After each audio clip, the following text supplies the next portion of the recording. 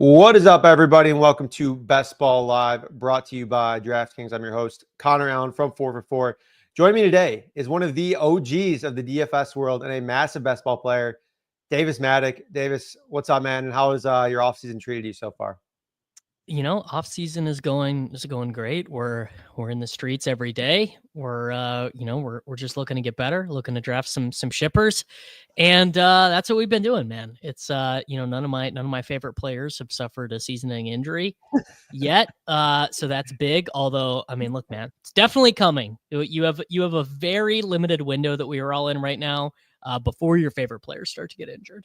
Yeah, there's nothing worse than I don't know how you are, but I have the Schefter notifications, etc., turned on, underdog, all that stuff.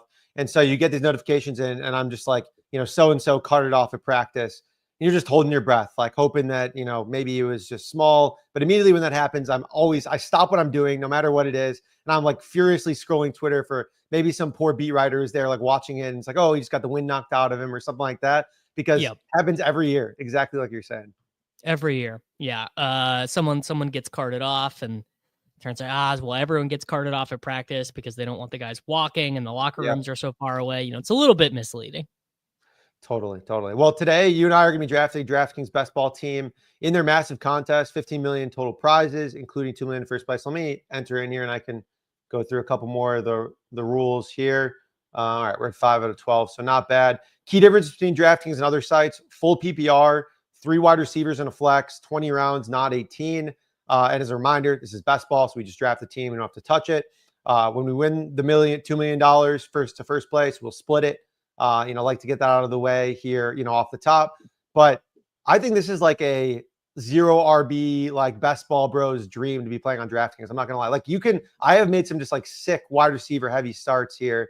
I don't know if you've been playing too much on the DK streets, but it's pretty awesome. Yeah, I am about 50 entries into the big Love it. the big one over on DraftKings. I would, if time were infinite, I would draft a lot on DraftKings. Because they have a ton of good, side contests and single entry and 3 max, and there's one that's like $59. But sadly, time is not infinite. And it's really interesting this time of the off season. I'll be in, I'm in like 40 slow drafts on Underdog, and I'm in 20 slow drafts on DraftKings, and there's some new best ball sites that are popping up who like want to do brand deals. So it's like I got to limit my big one. So every year on DraftKings, my thing is I will always do the 150 and the big one, because I mean, come on, man, we all want to win. We all want to win. We all want to win $1 million. That's what you got to do. Yep. Yeah. No, that's the goal. And just for anyone, just joining DraftKings, they have an awesome offer. Draft one, get one. Enter a lineup into this $15 million best ball contest for just $20. And you get another best ball ticket to play for free for share of $15 million, giving you a second shot. This is for all users. So, if you already have a DraftKings account, that's great. And, so it looks like this. We got someone in this draft right now. We're not on delay, so hopefully we're not right next to you. Maybe that's a rookie move by me to not be on. No, actually, we are on a little bit of a delay, by the way. There's like a little bit of latency between StreamYard and YouTube. It's about 7 seconds. Perfect. Okay, that's good. So then we have a second set. We have a 7 to 10 second window to get through and not let Jeremy stream snipe us or anything here. But we should be filling up pretty soon. Since the first round is, I would say, pretty easy anyways. We'll touch on this, I guess, multiple times throughout the stream. You tweeted out like an amazing question the other day. Assuming every player is at their athletic peak, which NFL player would win a game of 11v11 football if all teams were made up of 22 clones of the same guy? So I'll give you one answer now, and then we can talk about the 5th pick. At 5, it's like always Gibbs or Lamb on DraftKings. Yeah, pretty much. I agree. Yeah, there's not really much discussion there, to be honest. So, I think the answer is it's either got to be Cam Newton or Jalen Hurts, kind of depending on your preference there and how much you value like strength versus like long speed or whatever.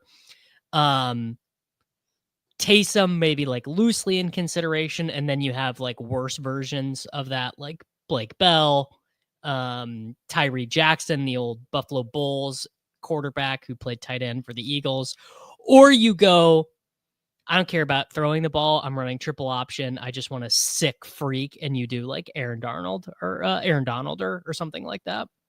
Would you? I mean, so you didn't mention Josh Allen. I mean, would you consider Josh Allen or no? So no disrespect intended to Josh Allen, obviously, but I think for this specific exercise, he's just a worse version of Hurts and Cam because he's not as strong and he's not as fast and he's also not as big. I think Josh is listed at 225. Yeah. Hurts is listed at 245. That man is 257. Jalen Hurts is a huge guy, and so was Pete Cam. Yeah, that's funny because I didn't even think of like, I mean, you mentioned it of like in their athletic peak. I didn't think about like any historical players. Like obviously you wouldn't pick Cam Newton in his current form, but in peak Cam, like, yeah, I think you're right. That's a good one to, I don't know why, but initially when you tweeted this out, my mind kind of went to like, I don't know, more of like a 7-on-7, like Lamar Jackson, kind of thinking Tyreek like that. Hill, Travis Hunter, those Right. guys. Yeah, they're gonna get bullied. They're gonna Oh get. yeah. The They're trenches are you're just just a gonna disaster. you're gonna be able to run all over. And Micah Parsons is a really good one. I don't know if he has any experience off. Like I just have no idea. Super sneaky one was Lane Johnson. Oh, Actually played he played quarterback at a community college. really? So yeah, I mean I don't know if I've never seen him throw a ball, but like Lane Johnson. Lane Johnson is 300 pounds with a six pack. I mean, that's another great call out there. And we got another one in the chat from Zach Larson. Peak Dante Culpepper. I, I mean, I don't know. I think Really Cam, good. Jalen probably better, but I think that's probably pretty close here. So draft's kicking off here. We had, it looks like, yeah, a couple guys go off right there off the board. Saquon went off at the second pick. Are you taking any Saquon or are you picking like Jefferson and Chase ahead of him? Or like, what does that look like for you? Yeah, I take Jefferson over Barkley. Every time. I don't know. I don't know. Like full PPR with bonuses. It just feels like, dude, there is like a 42 pointer for Jefferson any given week. Like, it just feels so likely. Yeah. I mean, I agree. I generally have been taking Jefferson over Saquon, but I think that's obviously a great pick. Okay, so CeeDee Lamb goes fourth. Bijan and Gibbs both still available at the fifth pick. Gotta go Bijan, right? I think so. Yeah. But generally, like if I have the option, I'm generally skewing wide receiver heavy, like in the first part of the draft. And I mean, just in general in DraftKings, like we said, 3 wide receivers and a flex, and there's just so many good options here at the top. CMC though is still on the board here at 8. He's kind of crept up. He was like, I don't know if you remember early in the offseason. I'm sure you do because you're deep in the streets. He was like a 1-2 turn guy like a month ago, maybe. Now he's like going 7th, 8th overall. Do you think that's right, or do you think he should be more like a back end first guy? No, I was like, that was like one of the first things I realized doing best ball drafts. I mean, I got it bad. I was drafting best ball teams as Jaden Daniels was taking the field for in the conference championship game. It's like, yeah, all your entries are probably dust anyways. So like you might as well take the literal best player in fantasy football in the second round. Cause I mean, even when 2025 best ball started in April, he was a second round pick. It's been a slow creep. Now, Tom notes an interesting thing, which is running backs do tend to get hoovered up pretty quick on DraftKings. Like you're like even the Kyron and the Breeses and stuff go pretty quick. Yeah, and this is crazy. So as we're talking about this is the first DraftKings draft in maybe, I mean, what is it, July right now? I don't even, at least a month or so that I've seen CMC go in the second round. He's at 203 here, just got picked. So we got a little running back run. Henry, McCaffrey, Genty, Bowers. So we're on the clock in a couple picks here. I mean, Achan's a good pick. I think AJ Brown, it can be in contention. I don't know if you have any favorites in this range here as well. Achane or probably Rashi, particularly starting with running back. I mean, I feel like we're already kind of behind the 8 ball. I think we do Rashi. I am not at all concerned about the permutations thing, like the fact that Rashi Rice was cheaper. Like the way I think of, I mean, I think of very similar on DraftKings to like Millionaire Maker type stuff. Like the optimal lineup leaves salary all the time. Totally. the fact that someone has, I don't know, Puka, Bowers, and Rashi, it doesn't matter to me. I was scooping him up like mid third for a long time. Now he's in like mid second. I mean, I actually still prefer him over, I mean, almost all these guys. I think that like his pick is fine. Only other guy that I would throw out there, I'm a big Bucky Irving fan this year. So I do like Bucky, but we already have a running back. So I think we're okay. I did build a team yesterday where I went CMC, Derrick Henry, Chase Brown, just like to try and for fun, something for fun, and then like drafted, didn't draft another running back for like 12 rounds, 13 rounds, and it didn't turn out that bad. It was kind of fun, a little bit unique, but not something I normally do in this. Kind of just get a little bit different. So I guess we're in a spot here where I actually really struggle with this zone. Like I like Bucky, I like these three running backs. I don't love most of these guys. Devontae Adams is fine. He just went though. I mean, any takes in this range? Honestly, I feel like this is total choose your own adventure. I do like doing some of the elite quarterback stuff on DraftKings, like Allen, Lamar. I do that a little bit more because the secondary quarterbacks are a bit more expensive. But I don't really care. It's up to you. I mean, I'm down. We could do a little elite quarterback action. You want Josh or Lamar? Let's do Josh. Because I also on the half PPR stuff don't take like any Dalton Kincaid, and Kincaid can actually kind of suck and still be okay in full PPR. I think Kincaid is definitely going to have some 6 for 40 games that are effectively useless in half PPR that are relatively useful on DraftKings. Totally. Yeah. And there's, I know that, I don't know exactly who was saying, maybe it was Joe Brady, maybe it was someone else, like something coming out of the combine about like how he was just injured last year basically. And like, wasn't in full health. I was not huge on Kincaid going into the year, but pretty big on I thought that his upside was pretty massive just because, they just didn't have any other pass catchers really. And I thought he was, hashtag good.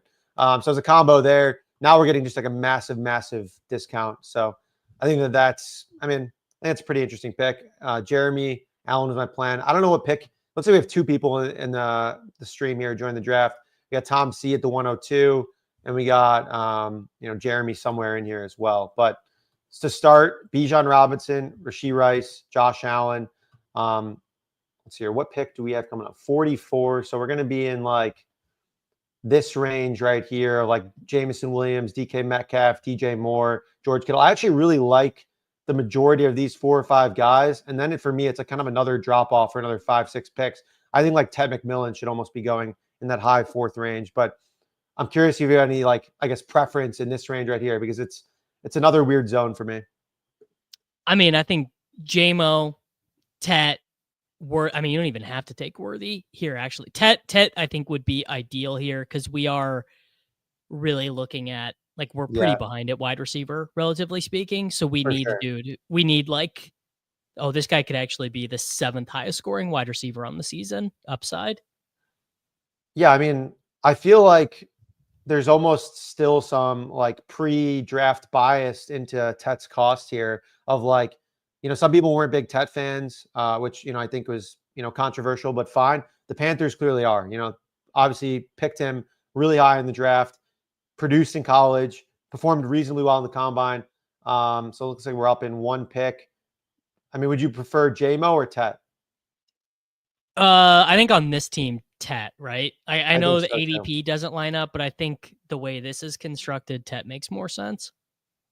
Yeah, because like you said, I think that JMO on a game-to-game basis has very, very high upside, and can obviously pop off for crazy amounts. But the target shares, they did get better towards the end of the season, but they were really inconsistent throughout his career. Tet, we don't know. He could be just a straight alpha in an ascending offense that we saw at the end of last season, which crushed. So that kind of upside, I think, is pretty rare in the 5th round. Tom C added, Tet going to get a ton of targets. So yeah. Well, and another thing is Goff is obviously more expensive than Bryce, and we already have our top quarterback, so we want to limit to some degree the amount that we're spending on QB. So I think it makes extra sense.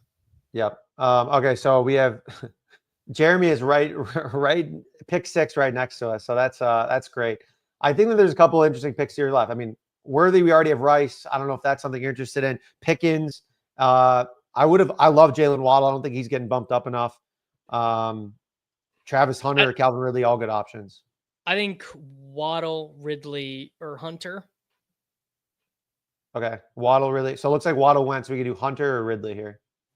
You choose. You call it. Let's go Ridley.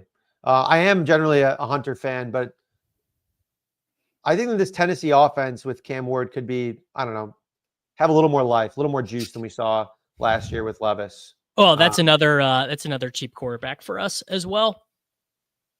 Yep. No, that's good. I mean, now I feel like this has been a great, again, we initially said like we're pretty thin at wide receiver. Like, I mean, I don't like, this isn't the best room you're ever going to have, but I feel pretty good about, adding these three guys here with Rashee Rice, Tet, and then Calvin Ridley. Yeah, no, 100%. I mean, we have a nice little distribution. We've got, guys who conceivably finish top of their position at all the positions, right? Rashee Rice catches 120 passes, which is like obviously his 99th percentile ceiling, but he definitely can, right? I mean, totally. Don't think it's likely, but it's in the range, as the kids say. Yeah, you're a Chiefs guy, right? I think you're like a Chiefs fan. Like, I guess what's your do you think that Worthy and Rice are both going to be awesome? Do you think Kelsey's dust? I guess what's your take on that situation as a whole? I mean, I think Rice gets his regardless of if Worthy's great, if Kelsey's whatever. But I think where the upside really comes in is if Worthy kind of hits the ground running and builds on what he was doing in the playoffs and is like a real, the play I keep coming back to is 2nd and 8. They split Worthy out and he just goes up and he wins a one-on-one, brings it into his body, gets his feet down, just like not a gimmick, just like a real ass wide receiver play against the Bills. I'm like, yeah, if he just plays like that, then we could get, 4,700 yards and 40 touchdowns from Mahomes. But obviously he and Kelsey have this super wide range where, well, Kelsey, I think, is just going to catch like 70 passes for 850 yards. And it's a matter of, does he score 3 touchdowns or does he score 11? Because both are, again, well within the range for him. But I expect them to be marginally better on offense this year. Yeah, no, I would tend to agree. All right, we're up in 2 picks here. Top of the board is RJ Harvey, Godwin, Swift, Montgomery, Olave. Don't love a lot of these guys. If you got Harvey, I think is my guy here. I like Olave too. I'm buying the dip on Harvey. I would say, I don't know if I would have loved to probably go another wide receiver here given the build, but don't like a lot of the options on the board right now. I think buying the dip on Harvey in the mid 6th is a great idea. I'll let you go more on it if because it seems like we're in the same boat there. I mean, he's just he's an awesome prospect, and I like taking Dobbins too. Okay, but I mean, 214 receptions for the Broncos backs the last 2 years, and they're all ass. Every Broncos running back has been terrible. So if we can just get Sean Payton on 3 separate occasions has had 2 running backs on the same team finish in the top 10 points per game. Kamara and Ingram, Peart, Sproles and someone, and Ingram and someone else. It's been a long time. Sean Payton coached a long time. In fact, actually, he even had 1 year. He had 3 running backs all finish in the top 30 in points, not points, but just total points, which is pretty crazy to have 3 running backs do it. That's wild. That's just the way the offense works. If Yeah. you throw to the running backs on early downs, that's just how it happens. And the touchdown upside, I think, is reasonably high. This defense is going to be awesome. They're should be able to run the ball plenty. It's okay if Dobbins has some carries. There's still plenty of breathing room. And I think there's also a reasonable chance that RJ Harvey is just way, way, way better than J.K. Dobbins and just seeing the majority of the work. So we are on the clock here. Shakir probably makes sense given that we have Josh Allen, but open to other options. No, as well. We got to do it, but man, I hate taking Shakir. He's definitely the pick. I just think he's got no ceiling. I agree. He's just so mid. He's gonna pop on our team as our flex or wide receiver 3 in a couple of weeks. And there's no he's a guy that in leagues that I manage, I'll probably never draft. I will never draft him on those because he doesn't have like you said, the ceiling on a week-to-week basis. It's just like he might pop a couple weeks. Like in best ball, it's fine, but yeah, I'm probably never picking him in a managed league. The stat I always come back to with Shakir is the game that Josh Allen scored 50. Shakir was the team's leading receiver, and he had 19 fantasy points. That's amazing. It's pretty crazy, but I mean, look, could Khalil Shakir run into like one of those Julian Edelman seasons where he just happened to score a bunch of touchdowns? Like Edelman one season racked up 98 receptions and oh, well, I guess he only scored 3 touchdowns that year. It was you know what it was? It was in his age 29 season. Edelman actually had his most touchdowns ever, but he had it in 9 games. This was in 2015. Yeah, he had 7 touchdowns through week 10. So that, I mean, I'm just guessing that would have been his best points per game season. That happens for Shakir in addition to the 4 for 50 every game. You're laughing. Oh yeah. That's I guess that's the bull case right there. Lil Dodger points out here in the chat, the 3-hole just straight yellow. You got Jefferson, Hill, Adams, Flowers, Waddle, Bateman, and then Mark Andrews. I mean, that's an interesting too that he's stacking the Ravens without Lamar. To each their own. Not probably what I would do, but hey, that's interesting. I think it's kind of loosely viable to do that with the really expensive quarterbacks because it's like, okay, I mean, Lamar does literally have to get 40 probably in that scenario to hit the winning lineup. Like maybe you approximate it with your 3 quarterback build. Maybe you get the 29-point rushing week out of Anthony Richardson. Yeah. Zach said, saw the news blurb that Julian McLaughlin is Sean Payton's air quotes guy, and I've been waking up in cold sweats ever since. Yeah, I mean, so dark. Like I just don't think any of those guys had juice. I mean, like I think it's just over for everyone except for RJ Harvey and then maybe J.K. Dobbins. We'll see. All right, I mean, we're in an interesting spot here. 1 QB, 2 running backs, 4 wide receivers. I think we can kind of go a variety of directions. I like some of the wide receiver options here, but I'm pretty open to. I mean, yeah, a variety of directions here is fine. Yeah, I think we go Reed here probably. Yeah, I like Reed in this spot. I'm coming down a little bit on Pacheco. I don't know where you're at with him at this point. I'm cooling off a little bit.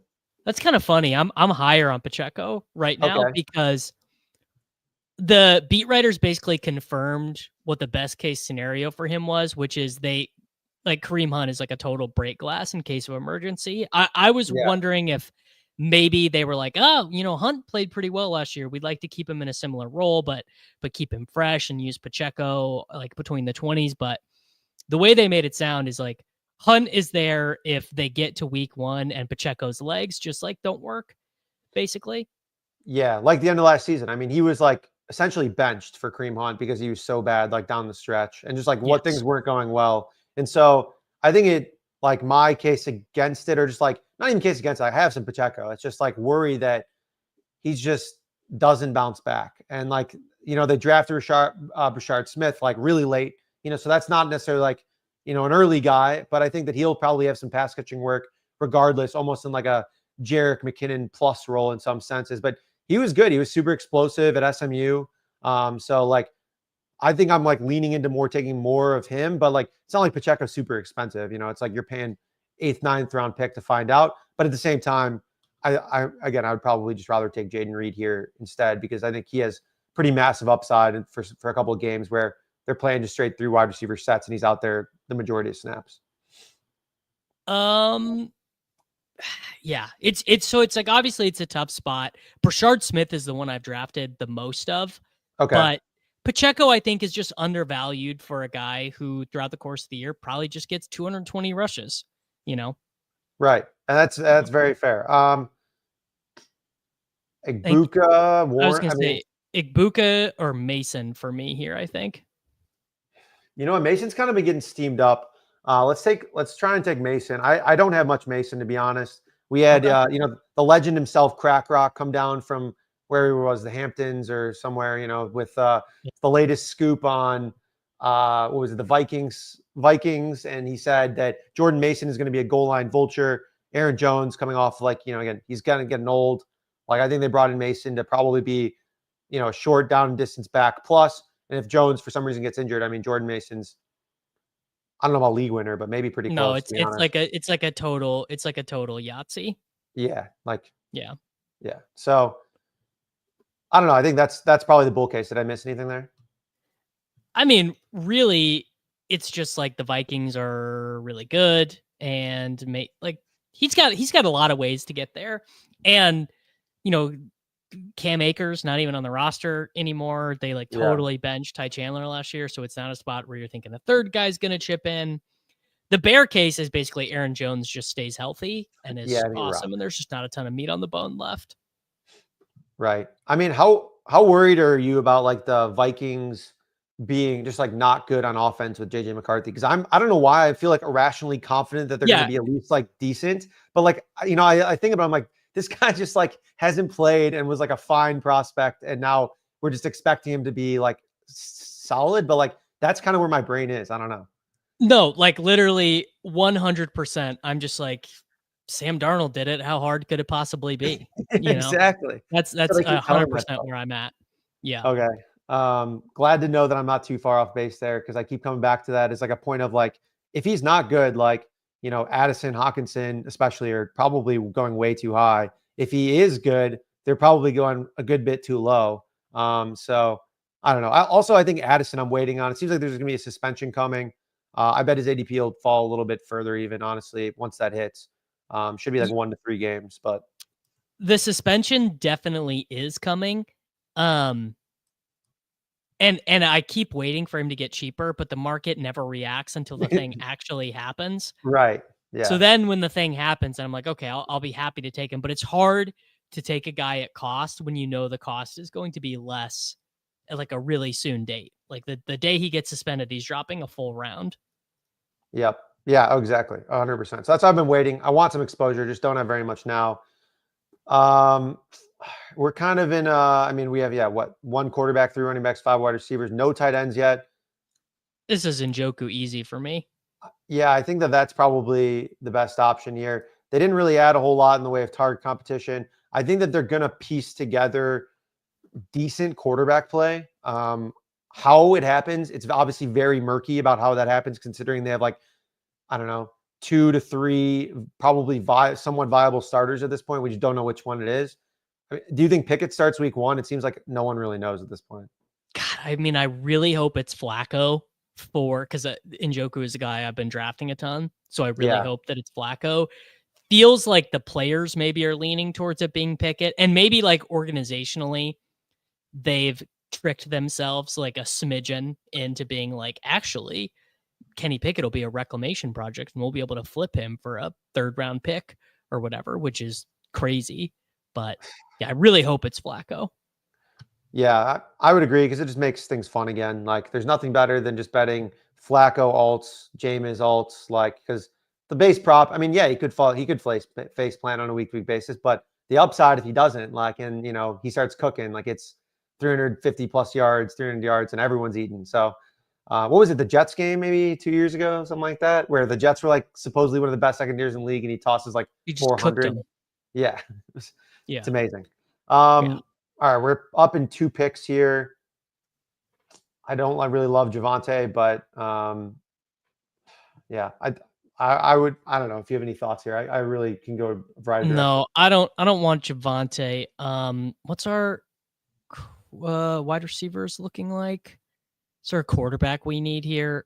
Not really. Um, let's take Christian Kirk. Okay.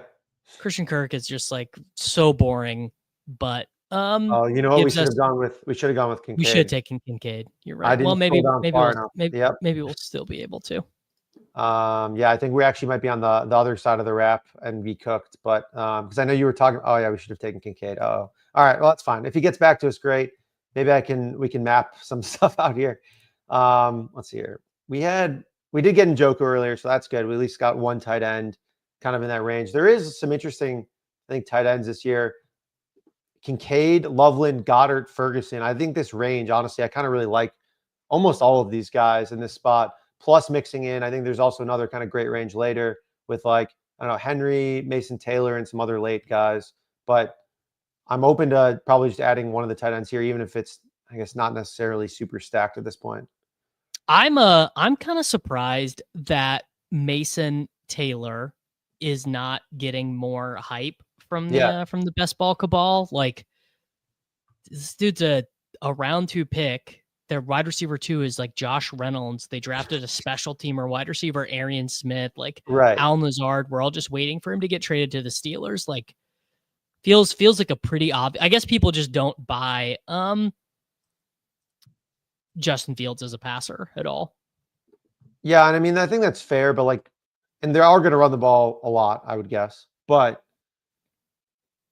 I mean, yeah, like he's going to have to throw the ball eventually. Like, I think that their defense has certainly some question marks after Saleh left, and they went from like being a top 5 unit to just being like one of the worst defenses in the league. Maybe it was injuries, maybe it's coaching.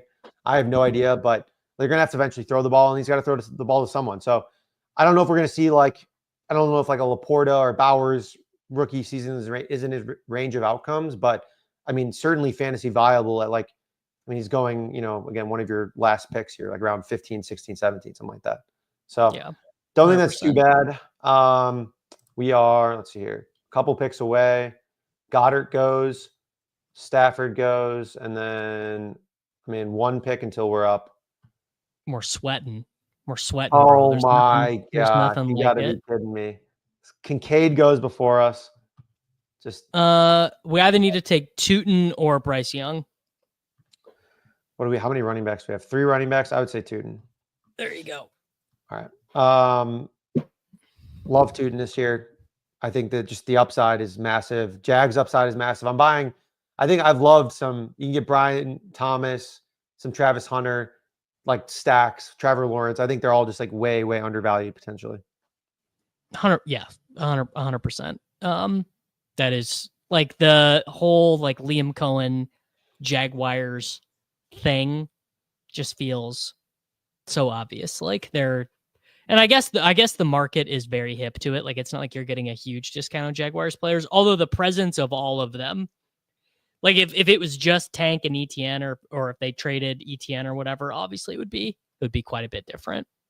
Right. Yeah. I'm not convinced that they're not trading ETN. Like, I think that like in hindsight, if they decide to trade ETN, like it's going to be like, oh yeah, they told everyone that he's their RB1 because they wanted to make sure that like they could trade him for anything. You know what I mean? Like that would not be surprising to me at all. But in the same, vein, I think that he's probably a pretty viable pick where he's going right now. So I think that that's not bad yet. Take Tootin over Kincaid.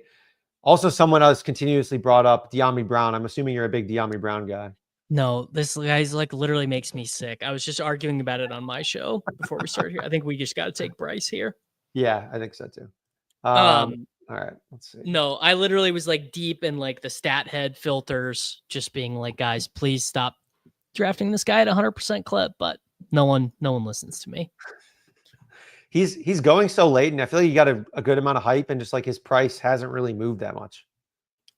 No, yeah, just people for whatever reason. This just shows you the insularity of best ball culture. Like, there's just no reason that De'Ami Brown should be a thing, but De'Ami Brown is indeed a thing. So, what are you thinking about roster construction wise here? Do you want to add a third quarterback with Josh Allen, or do you not care?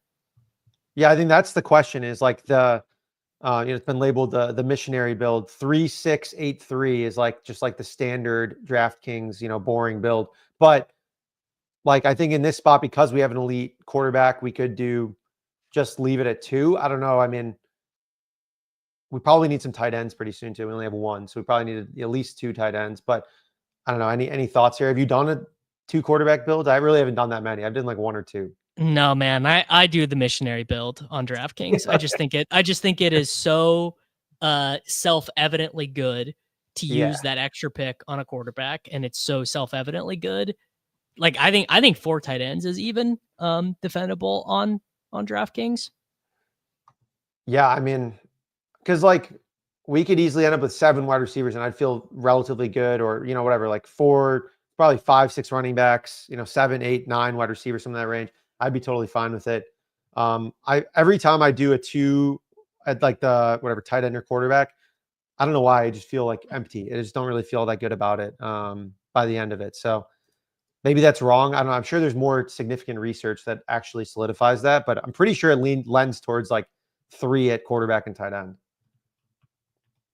Yeah, 100% it does. Tom Strachan, who has a Oh yeah. YouTube channel, Fantasy Football Sanctuary, and he lives over in England where they could only draft on DraftKings for a while. So he did a bunch of research and did basically just find that like all the best data is there. I'm cool with whatever you want to do here. All right. I would say Henry, I think is good here. that's what I was thinking. I thought, yeah, that makes a lot of sense. So he's, yeah, I mean, like, if we're expecting the Patriots to ascend on offense, which I mean, I think is very easy bull case to do so. Pats right now also in the win total market. I tweeted out a thread earlier. It was like, look ahead lines of the Patriots favored in 11 games this year. Like the win total is only 8.5, but like look ahead lines has them favored in 11 games, which I think is wild. But I mean, they're widely expected to be much better. And I don't know if the fantasy prices have necessarily caught up with that. Like Stephon Diggs, 8th round pick, 9th round pick. Drake May is like 10th, 11th, 12th even sometimes. And then Kyle Williams, I think, is a solid pick in like the 140s as well, 150s. So, and then obviously Hunter Henry. Patriots stacks are fantastic to me, at least right now, but I don't know. I think that's probably the bull case here. So we're at 2, 4, 6, 2. I think the board is honestly pretty open. I mean, we're a little bit weaker at tight end, I guess, with Njoku and Henry. Quarterback's not bad. Running back, Bijan, RJ Harvey, and let's see here, Tootin, and I'm missing one, and Mason. So I think we're in decent shape to honestly go pretty much wherever. I don't know if you feel the same, but Yeah, I mean, I think I literally think like positionally we can kind of just take whoever we want. I mean, they're just like, it's so funny. There are so many late guys that I like. I like yeah, I for like the almost all these. Bills. I'm trying to think. Dowdle obviously would be. Yeah, I think we should take Dowdle because we have Bryce. Yep. All right, let's do that. I was about to say I've been taking some. I think Roshan just went. I like him. Braylon Allen, solid. Algier would be fine. We already have Bijan, so we can't do that. So yeah, we took Dowdle there. That makes sense. I mean, do you think he plays a role like at all without like an injury, or do you think he's just like pure contingent upside? It's I think there's still a role, right? Like Okay. passing downs and stuff. Yeah, I like Hubbard Hubbard was a good pass catcher in college, but was not a good pass catcher last year at all. And I do wonder if the fact that they spent a 4th round pick on ETN is like indicative that they view the pass catching role as important, and they probably don't think he can do it this year because rookie running backs struggle there. Right. But I do wonder if that's like a little bit of a canary in the coal mine. Yeah. I don't have very much Chuba Hubbard at all. Like I like Chuba. I haven't been buying him in the 5th round. Are you in on him this year? No, I'm not a Chuba guy, and I'm not even really a Rico guy. So I guess maybe I should Rico. Like, it doesn't make sense to not be a guy on either of those. But it's a tough sell. It strikes me as something that we just like continuously have seen, where it's like a just very average running back who plays really well, has a big role, and then crushes down the stretch, and then It's like literally every year. Every year, there's multiple of those guys, and yeah, like some of them do end up working out sometimes, but like I don't know, I can't get on board. For every Chuba Hubbard, there's a Jeremy Langford. Yeah, Mike Davis, you remember him? Davis, C.J. Anderson, remember him? Philip Lindsay. Yep. Damian Pierce. The list is endless. It's I mean, I got to be honest. I'm like 3% concerned Bucky Irving is one of those guys, actually. Are you? Okay. What about Chase Brown? So I would be concerned about Chase Brown if they had anyone on the roster who was any good, but it's like the biggest group of jamokes that have ever existed. Taj Brooks, Samaj P. Ryan, Zach Moss. Yeah. I mean, Matt, just not a shred of wiggle he- amongst any of those guys. here's the question. We're on the Yeah, clock. Do you want to we got make to a? take Rodgers or I was Richardson. about to say, do you want to make a backdoor Rodgers stack? Yes. Yeah. I've been taking some like Rodgers. I mean, if Fryermuth ends up being there, that'd be awesome because that would fill another gap for us. Plus some Calvin Austin, Roman Wilson. I've done like just like some backdoor Rodgers stacks because I keep. I think I've said it almost every show, but like just because the Steelers have been so bad for the last like 5-6 years or like whatever, couple years since post Ben Roethlisberger retirement, and they've just been like super run heavy and so bad. Like they passed a bunch when Roethlisberger was there. And Rodgers is just going to go up to the line of scrimmage and call whatever the hell he wants, despite what the play call is, or even change the play call in the huddle. Like I have no doubt in my mind that they're going to literally just check out of whatever run on 3rd and 2, and then throw a slant to DK Metcalf or whoever else is on the field. Like, and if they fall behind in any games, like those games are going to get hot. He may not be very good, but I think he could see some sneaky volume. So I've been taking him a little bit more. It feels gross, but I don't know. I'm not opposed. No.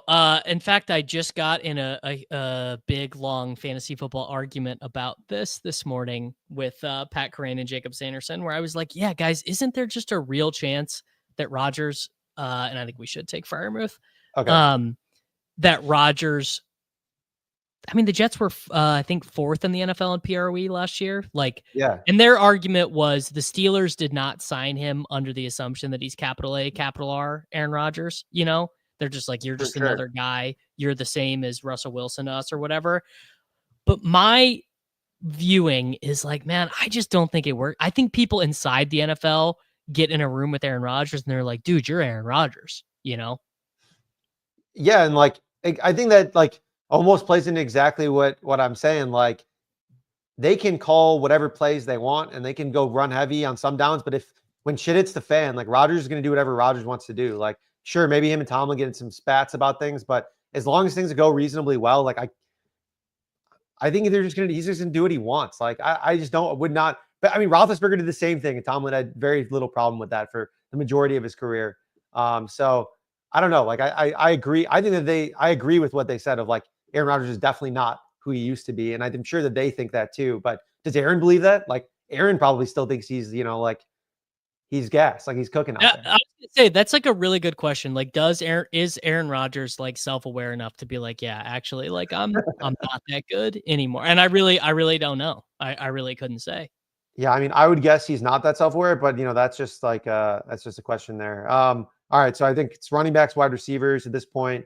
Going for the missionary build, so one more running back, 2 more wide receivers, most likely. Sanders, I've been taking some of, don't love him, but just whatever. No, Jarquez Hunter, Sanders is a good pick here. okay. Slayton, I think is kind of interesting. I've been doing some backdoor Slayton Dart stacks when I have like good quarterback rooms. Just because I think Dart's going to play at least half the season. I think Dart is going to play like week 5. Yeah, really? I think we should take Sanders. All right, yeah, perfect. I mean, you're hip to this. Like the Giants have the hardest schedule the first month of the season of anyone. Yeah, they're toast. I mean, it's Eagles, Cowboys, Chiefs, Chargers, and the Chiefs game is on the road. I can pull up this. Let me see. We have like yeah, I was gonna say, I know you guys have all the tools and the charts and everything. A sheet here. So let's see. Look at headlines. All right. So yeah, this is look at headlines for the entire season. So was it Giants? Yeah, I mean, this is a disaster. 7-point dogs, 4.5, 6.5, 3.5, 1.5 point favorites in New Orleans, but then it's Philly, Denver, Philly, San Francisco, Chicago. I mean, there's just no shot that Russell Wilson survives past like here, right? Like, I mean, I would say none. maybe even like here is probably where he's done. I think let's see, I gotta go back to we're only up in a couple picks, but yeah, that's like, I mean, frankly, I think it's possible that Dart starts week 1. I think it's unlikely, but like okay. I think Dart is good. I guess that is like if you're my like priors, like I think Dart is like a pretty strong for an end of the first round prospect. I think you're just getting. I think the Giants got a huge discount on him because he played in that Mickey Mouse system. But like I think if Dart had played at USC or something, I bet he would have ended up being a top 10 pick. That's like my view on his play ability. And early reports have been good, which is awesome. So like, yeah, I think he could be fun down the stretch. And I think in best ball drafts, he's kind of like I don't love him. I obviously, I think you need quarterbacks that are going to play the majority of the season. But if you draft well, run hot early in the season, you have him late in the season, like I think he could definitely score some points because, again, they're going to be throwing a bunch and, the schedule is brutal. So it'll be tough, but we'll see how that goes. All right, 2 picks until we're up. We have basically no other stacking options, it seems like. Let's see here. Steelers Would be like Roman Wilson. Yeah, do we want to go Roman here? Do you want to wait one more? It's like, you want to just go for it? Sure. Yeah. Okay.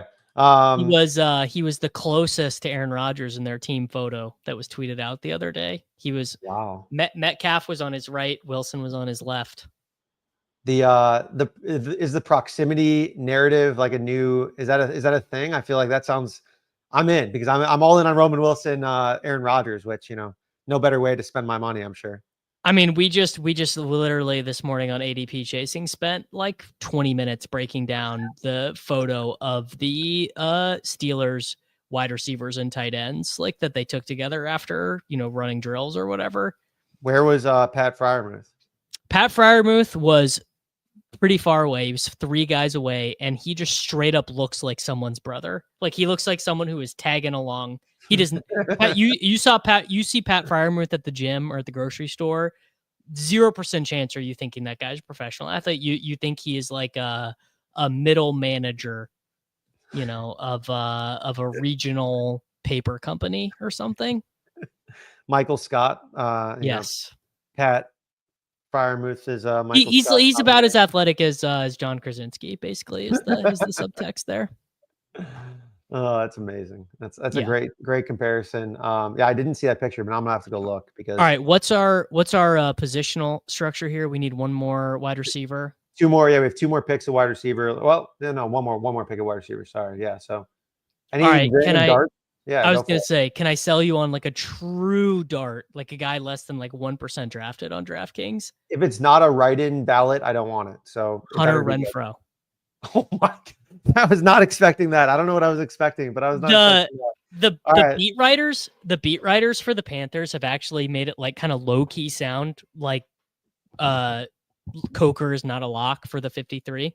Yeah. And I think the reason why is like, dude, Hunter Renfrow, before he got this autoimmune disease, was a freaking awesome wide receiver. He finished wide receiver 11 in half PPR his last full season.